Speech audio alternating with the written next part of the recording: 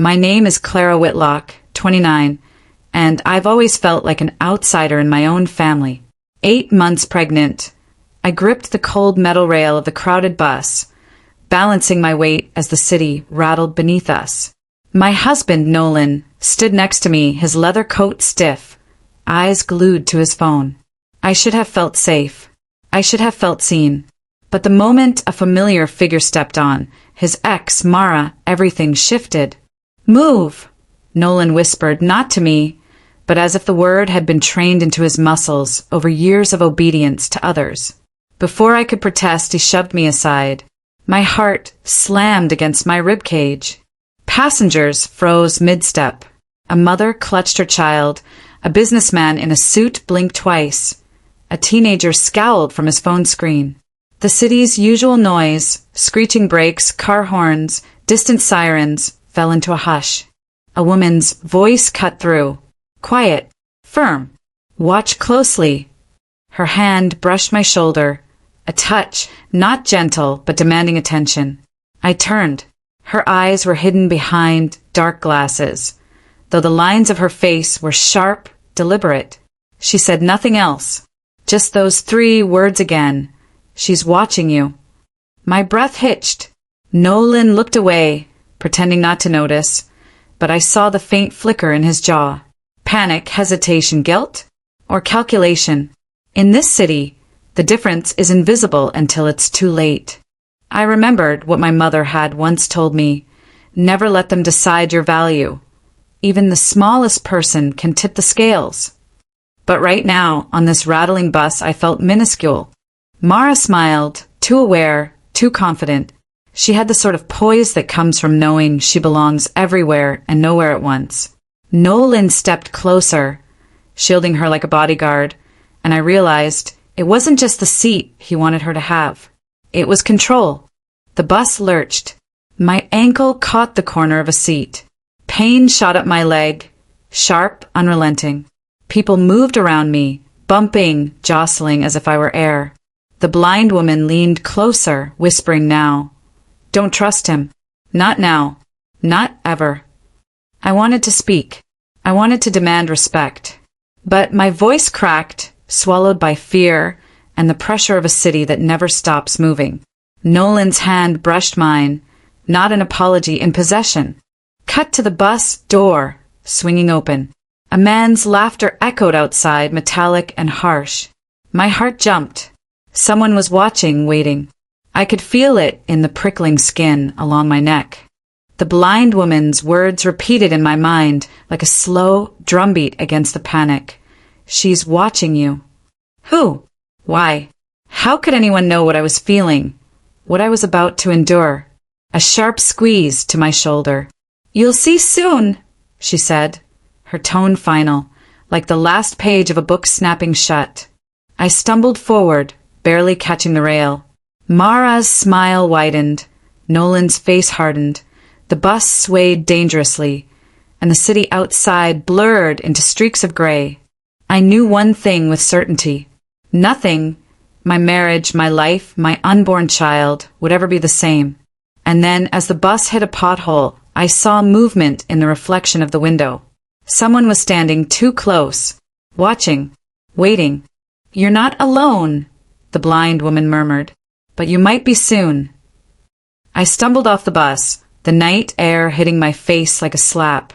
The city smelled of wet asphalt and gasoline, neon signs flickering in the rain. Nolan walked ahead, confident, unbothered, as if the shove on the bus had been normal routine. I wanted to scream. I wanted to vanish. Instead, I followed silently, my hand pressed to my belly, the weight of what I carried pressing down harder than the chill. Control is an illusion, I whispered under my breath, repeating the line I'd read once on a crumpled note in a cafe, though I never expected it to apply to my life. Tonight, every inch of that phrase was true. Inside our apartment, silence. Too perfect. Too staged. Nolan hung his coat with precision, like he'd practiced 1,000 times. Mara's presence lingered, a ghost in every corner. And then I saw it, my laptop open on the kitchen counter, email client visible. The subject line: property transfer finalized. Signatures verified. My pulse spiked. I hadn't received any notice. Not a single document. My name had been listed as co-owner. My signature? Faked. I backed up, hitting the wall. Heart pounding. My thoughts scrambled. The most dangerous lies are the ones we tell ourselves, I murmured, trying to steady my racing mind. The blind woman's words from the bus echoed, sharp and deliberate. She's watching you. Who? And how much did they already know? The apartment felt smaller now. Every shadow a threat. Every footstep, mine, Nolan's, echoed like a drumbeat in a hall of mirrors. My phone buzzed. Unknown number. A text. Check the files before tomorrow, or regret it. My fingers trembled. Panic clawed at my ribs. My hand pressed to my stomach, instinctively. This wasn't just control anymore. This was war. I grabbed my coat and bolted to the door. Nolan stopped me. Where are you going? To think, I snapped, teeth clenched. To breathe. To figure out who the hell you've really been working for. His jaw tightened. You're overreacting. Relax. But the tension didn't leave the room. It followed me to the street, where rain blurred the neon signs into streaks of red and white. I ducked into a dark alley. Shadows moved. My mind raced. I wasn't imagining it. Someone was following. 2 blocks away, a figure detached itself from the mist. Tall, broad shoulders, careful steps. Not rushing, but deliberate. Watching. Waiting. My phone buzzed again. Another text. Don't trust anyone, especially him. I dropped the phone, heart hammering. I tried to run, but every corner, every turn felt like a trap. The city was alive with predators tonight. Every passing car, every shadowed doorway held secrets. Back in the alley, I spotted a metal grate, half open, leaking faint light. I ducked inside. A storage room, basement. I didn't care. Anything to hide. Breath shallow, chest tight, I pressed myself against the cold wall. The blind woman appeared. Or maybe she'd been there all along, silent in the corner, watching. It's worse than you think, she said, voice a rasp. The ex, the husband, the papers, they're just the beginning. Someone else is pulling strings. Someone close. A cold rush of realization hit me. Nolan wasn't acting alone. Mara was part of it, sure, but another player. Someone I trusted, or thought I did. The rain pounded the street above. Footsteps. Another shadow. Closer. Too close. I drew in a ragged breath. To survive, you must see the strings before they pull you apart. And then my phone lit up again. A picture. Me. On the bus. 8 months pregnant. Alone. Except I wasn't. The blind woman's hand rested on my shoulder in the reflection of the glass. And in the corner, barely visible, a figure, my father's closest friend, who had helped me move in, smiled at the camera. The ground dropped out from beneath me. Someone I trusted had been filming me, watching me, waiting. A voice whispered in my ear, not from the phone but real. They're closer than you think. He's not the only one. And then a sound, the lock clicking from the door I hadn't noticed. I wasn't alone. Not anymore. Open it, or you'll regret not knowing who's behind everything. The door slammed behind me, the echo bouncing off the narrow hallway like a gunshot. I froze, stomach tight, heart hammering. Nolan wasn't there, at least not yet, but the silence screamed. Every second stretched, each one a countdown. The only safe place is the one you claim for yourself, I muttered, gripping my coat like it was armor. I slipped to the kitchen, eyes scanning every shadow. The laptop was still open, screen glowing like a warning. I forced my fingers over the keys, hesitating. One wrong move and I might trigger a chain reaction I wasn't ready for. A soft creak upstairs. My breath caught. Not Nolan. Someone else. My hand flew to the doorknob of the bedroom. Slowly, deliberately, I opened it. Empty. But papers were scattered across the floor. Legal forms, bank statements, a transfer receipt, all marked with a signature that wasn't mine but looked convincing. I crouched, heart racing. My mind snapped into pieces, connecting dots I didn't want to see.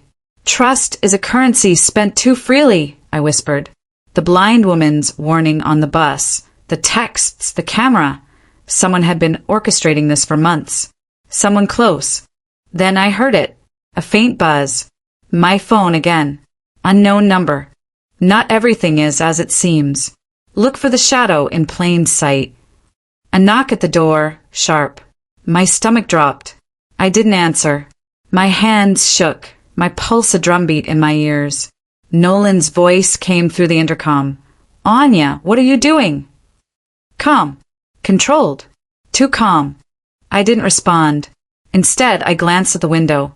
Neon lights reflected off the rain-slick street. Shadows moved. Not cars. People. Watching. The doorknob rattled. I yanked it open, ready to confront, but the hallway was empty. A box had been left on the floor. I bent down. Inside, photographs. Me, months pregnant, on the bus that morning. Close-ups of my face, my belly, my hands gripping the seat as Nolan shoved me aside. And in every photo, subtly, the blind woman's cane or silhouette was captured. A whisper behind me. They've been cataloging you. Waiting. I spun. Empty hallway. My reflection in the hallway mirror showed fear, rage, exhaustion. Courage isn't absence of fear. It's moving forward despite it. I repeated it like a mantra, though the cold sweat running down my back proved how fragile courage could feel. Footsteps above. Rapid. Not Nolan. Not Mara. Someone else.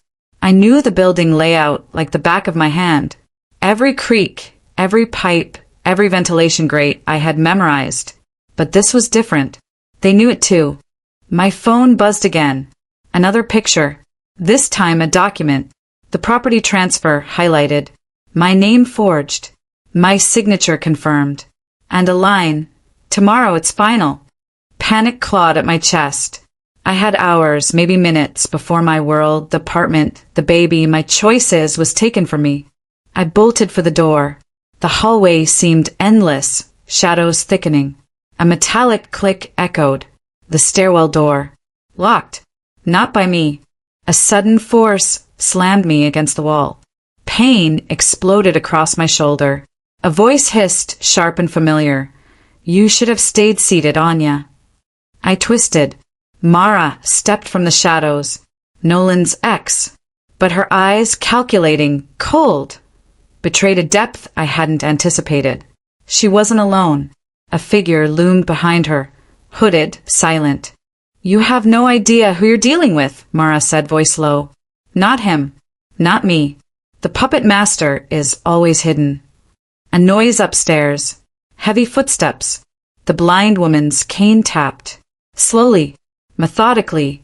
Her voice. 3 words. Listen carefully. She knows everything. The air tightened. My pulse raced. The apartment felt smaller. The walls were closing in.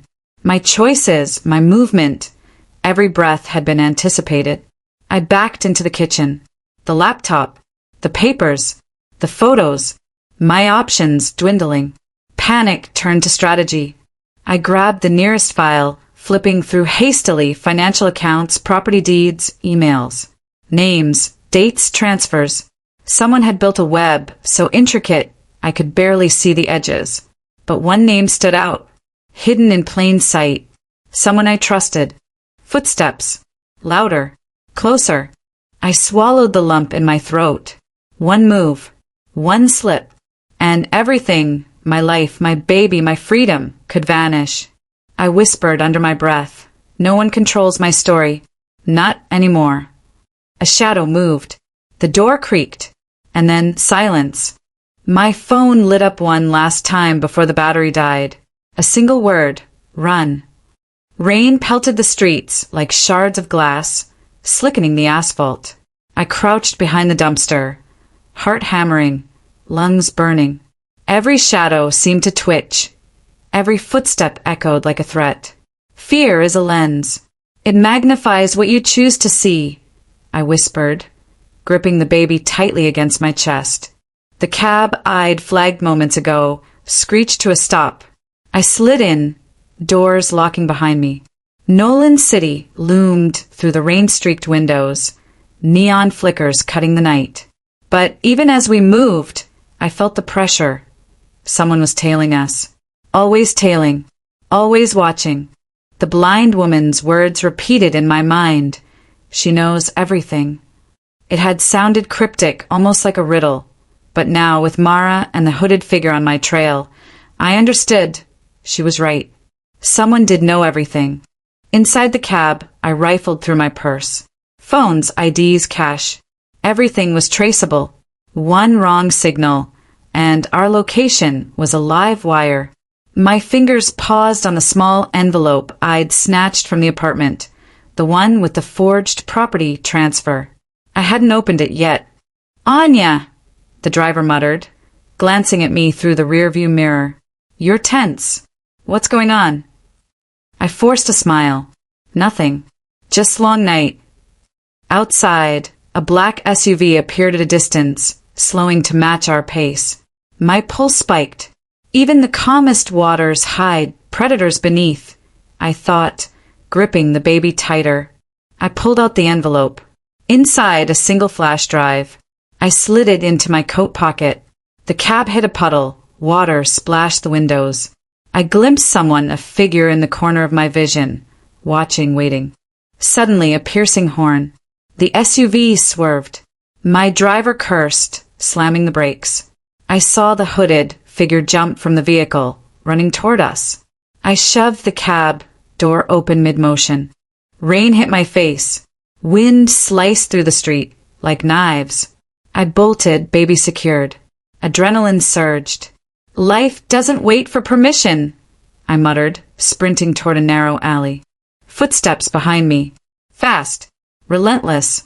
A hand grabbed my shoulder. I twisted. Not Mara. A man, tall, broad-shouldered, face hidden, clamped a hand over my mouth. I kicked, punched, trying to break free. Then a voice. Calm. Precise. Drop the act. I froze. Recognition flared. The man pulled back the hood, revealing Victor, Nolan's estranged colleague. My stomach twisted. The closest enemy is often the one you trust most, I thought, heart thundering. Victor smirked. Thought you could run. I lunged, pulling the baby closer. He hesitated. Just long enough. I darted into a side street. The cab screeched to a halt, driver shouting. I jumped in. Engine roared. Victor cursed from the rain, fist slamming the SUV roof. Lights bounced off wet pavement. Shadows flickered. Every corner promised an ambush. Every alley could be a trap. My mind raced. The flash drive. Mara. Nolan. Victor. How deep did this go? We reached a safe house, a small loft Victor wouldn't suspect. I bolted inside, securing the locks. My chest heaved. Baby slept, oblivious. I sank to the floor, the envelope and flash drive before me. Slowly I open it. Documents spilled out.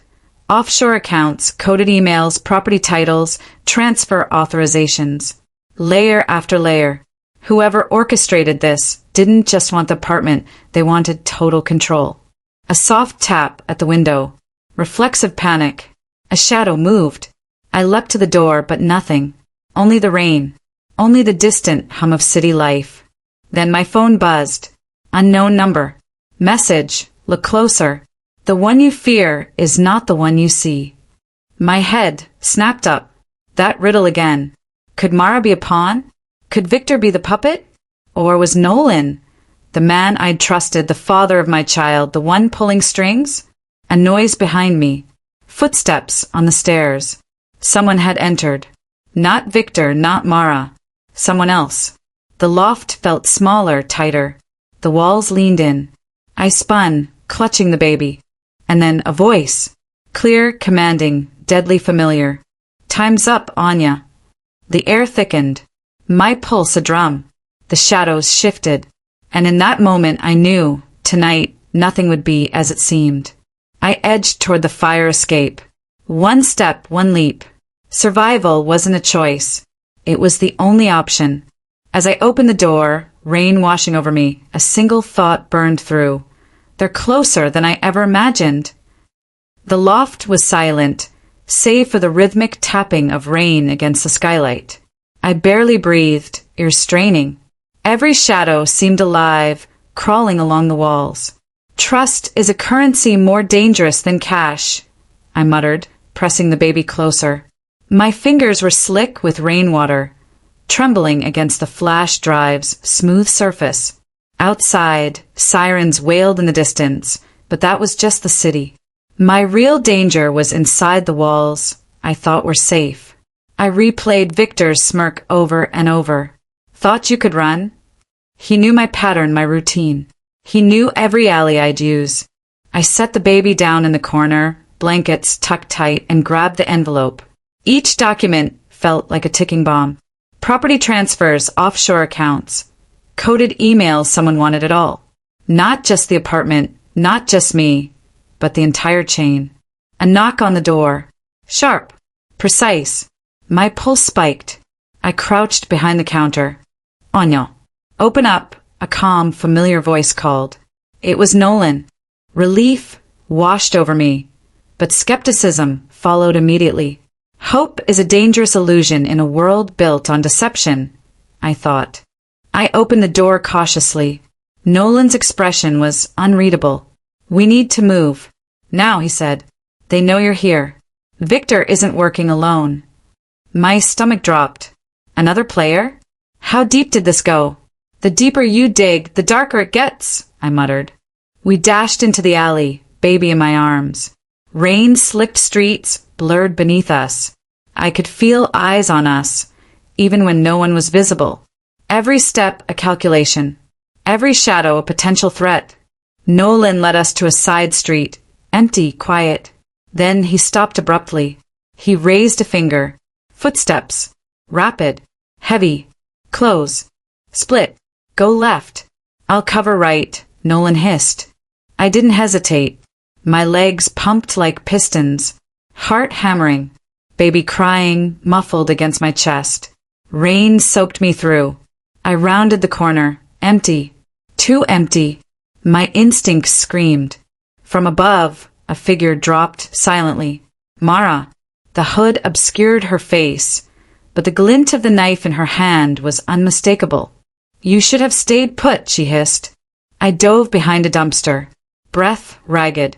Courage isn't the absence of fear, it's moving despite it, I reminded myself. The knife's shadow swiped past me. I rolled, grabbing a loose pipe from the ground. The clang echoed in the alley. Mara froze, calculating. And then, sirens again, closer this time. She bolted.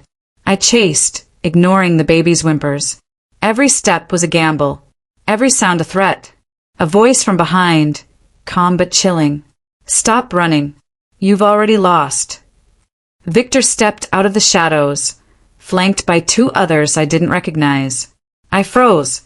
Sometimes the enemy isn't in front. It's everywhere, I thought. Give me the drive, Victor demanded. I gripped the flash drive tighter. Not a chance, I said, my voice low but fierce. He smirked. You always underestimate the network. Suddenly, my phone vibrated in my pocket. A text. Check the corner. Now. I spun. A figure crouched in the alley's corner. Blind woman. Her cane tapped twice on the wet asphalt. You're not ready, she said softly, but he underestimates you. Victor's smirk faltered. Confusion. He took a step forward. I lunged, using the chaos to slip past him. Baby secure, I sprinted. Rain blurred everything. Sirens. Shadows. Voices. Adrenaline in my veins like wildfire. We ducked into an abandoned subway entrance. Dark. Wet. Echoing. I pressed the baby against me. Nolan followed, shutting the rusted gate behind us. Who sent that text? I whispered, voice shaking. Someone who knows the entire play, Nolan said, eyes scanning the shadows. Someone we've overlooked. I opened the flash drive.